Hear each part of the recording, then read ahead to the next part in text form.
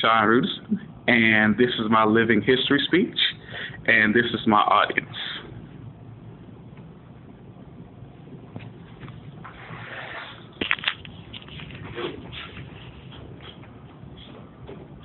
In August of 2009, a research paper published by Augusta College stated that the current United States recession has our national unemployment rate at 8.1%, our gross domestic product has decreased by 2%, and our stock market has experienced a 7% decline.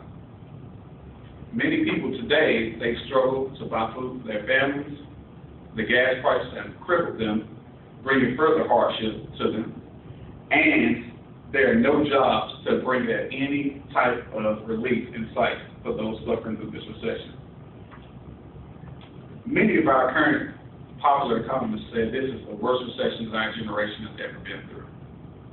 However, imagine a vastly different United States with our unemployment rate reaching 25%, meaning 1 in 4 people are without a job.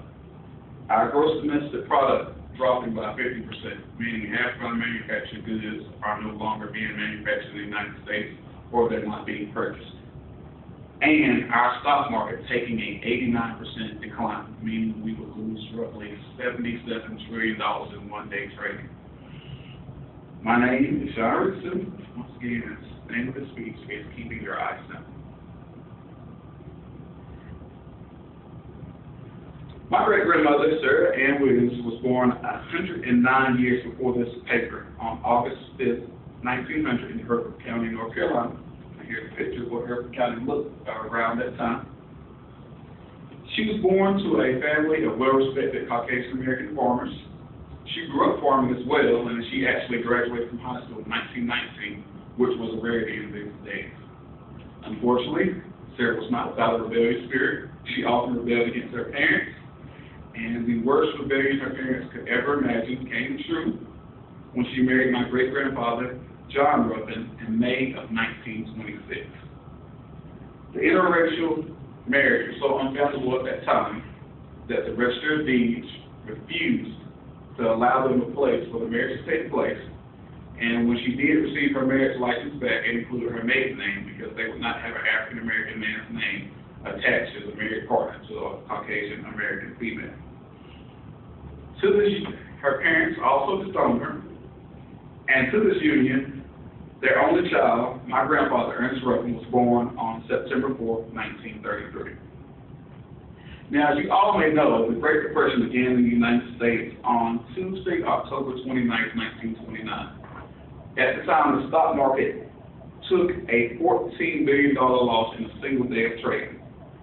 After the initial widespread panic and bank failures, many individuals were taking their own lives. Some hotel clerks asked if they wanted room for sleeping or jumping. Now, unfortunately, this depression did spread all the way down, even to my family. It hit my great-grandfather John when he was let go from his job as a railroad worker in favor of Caucasian American railroad workers. Unfortunately, he wasn't able to find a job, and he was even blacklisted from the only other trade he was qualified for, which is sharecropping, because many of the other farmers were jealous of the money that he made while he worked on the railroad.